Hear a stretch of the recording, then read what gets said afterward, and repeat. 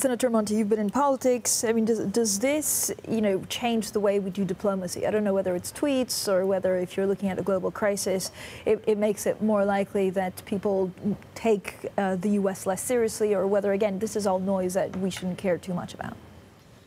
I think part of this is, I'm afraid, universal by now, the way in which social media and the internet change the nature itself of politics and of political reactions. But then, of course, this detracts from because in the case of the US, this hits the president himself. This undoubtedly detracts from the sense of authority that sometimes we in Europe, for example, complained about, but that after all, we would like to be there.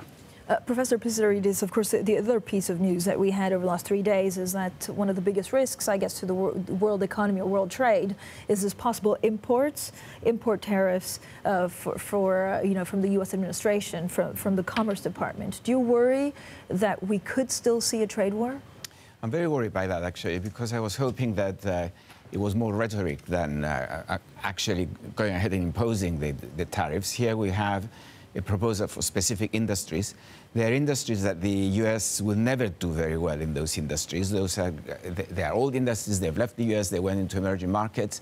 What the U.S. needs to do now is to find industries where it has a comparative advantage compared with other countries, focus on those, become more productive and move ahead. And those are obviously not the steel and aluminum industries, which is what the administration is saying that they will impose the tariffs. It's new technology. It's built on Silicon Valley, the area around Boston, robotics, artificial intelligence. Everywhere you go, you hear about artificial intelligence and the impact it will have on our economy.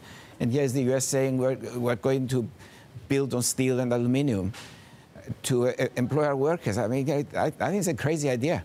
Okay, Stephanie, and we'll get back to that in a second, but how much do we know about when we'll find out, whether they will indeed impose these tariffs? I mean, they're looking at weighing tariffs as much as 53% on steel and 23.6% on aluminum. Yeah, I don't think we have a clear time frame for this, and I mean that's part of the problem with the Trump administration is they're not providing guidance. It could come at any time. This is after these huge tax cuts, which the business community welcomed. I think this is going to go down badly in the business community in particular. But Professor, if this is a crazy idea, will they not back away from it?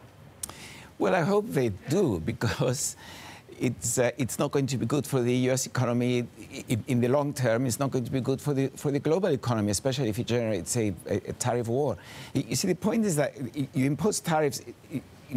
If you have an infant industry, as we say, a growing industry that needs to build up, that cannot compete internationally, and therefore it needs to build some critical mass there to become more productive. And then you remove the tariffs and you go ahead, you're more productive, you can compete, and you survive with the rest. But this is not the case in the U.S. The U.S. doesn't have an infant industry. It has an old sort of dinosaur type of industry in this field. But this is just part of the America First policy, right, Senator? Yes, but America First policy, I think the president will realize soon, requires a more or less orderly international context in which to exercise primacy. And I must say that as we look today at politics on one hand and at monetary policy everywhere on another hand, we can observe the following paradox.